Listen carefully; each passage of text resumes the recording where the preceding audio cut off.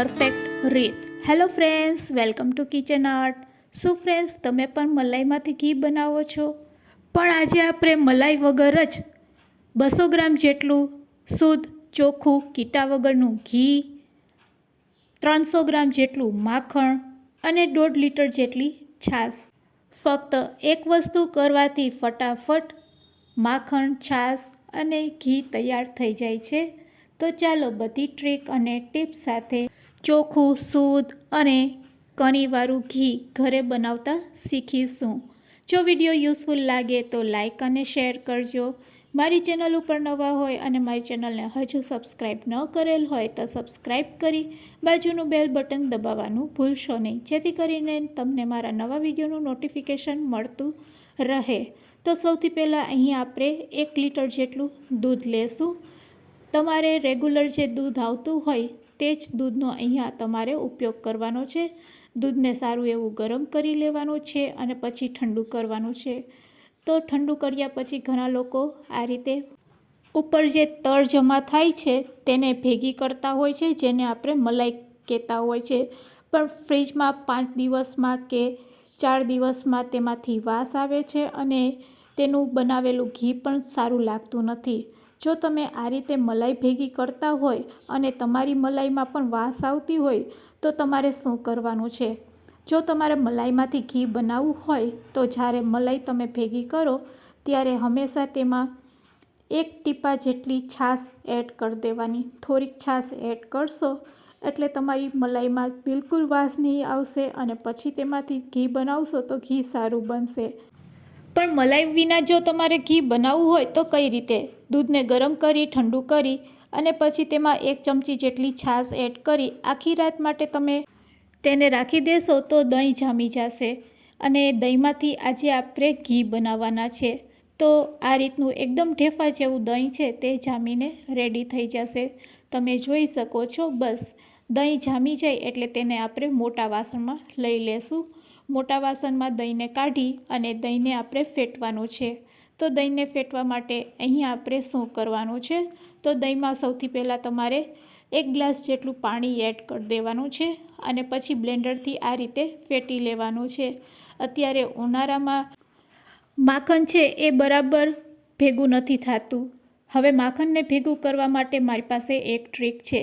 Blender ચલાવ્યા પછી માખણ જ્યારે આ રીતે છૂટું પડી જાય એટલે તેમાં તમારે બરફનો ટુકડો એડ કરી દેવાનો. જો આ રીતે હું માખણ ભેગું કરું છું પણ માખણ ભેગું થતું નથી. જેવો તમે બરફનો ટુકડો છાશમાં એડ કરી દેશો એટલે છાશમાંથી માખણ છે એ ઇઝીલી ભેગું થઈ જાય છે અને ફટાફટ માખણ છે તે ભેગું થવા માંડે છે અને ઇઝીલી આપણે માખણને આ રીતે કાઢી શકીએ છીએ. તો તમે જોઈ શકો છો એકદમ ફટાફટ આ રીતે કરવાથી માખણ છે તે ભેગું થઈ જાય છે અને છાશ પણ આપણી ઠંડી ઠંડી તૈયાર થઈ જાય છે.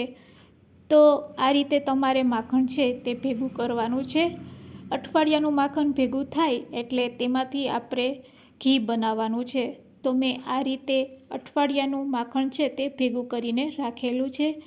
અહીંયા આપણી 1.5 લીટર જેટલી છાશ તૈયાર છે. આ છાશને આપણે વાસણમાં ભરી લેશું. તો ઠંડી ઠંડી છાશ રેડી છે, જે ઉનાળામાં પીવાની ખૂબ જ મજા પડે છે. અહીંયા અઠવાડિયાનું માખણ પણ ભેગું થઈ ગયું છે. હવે આ માખણમાંથી આપણે ઘી બનાવવાના છે. અત્યારે મારી પાસે 300 ગ્રામ જેટલું માખણ છે અને માખણમાંથી હવે આપણે ઘી બનાવીશું. આ રીતે ભેગું કરેલા માખણને તમારે ધોવાની પણ જરૂર નહીં પડશે, કારણ કે આ રીતે ફ્રીજમાં તમે સ્ટોર કરશો તો માખણમાંથી બિલકુલ વાસ નહીં આવશે અને તેનું ઘી બનાવશો તો ઘીમાં પણ વાસ નહીં આવશે. છતાં પણ જો તમારે માખણને ધોવું હોય તો ઠંડા પાણીથી એક વખત તમે ધોઈ શકો છો.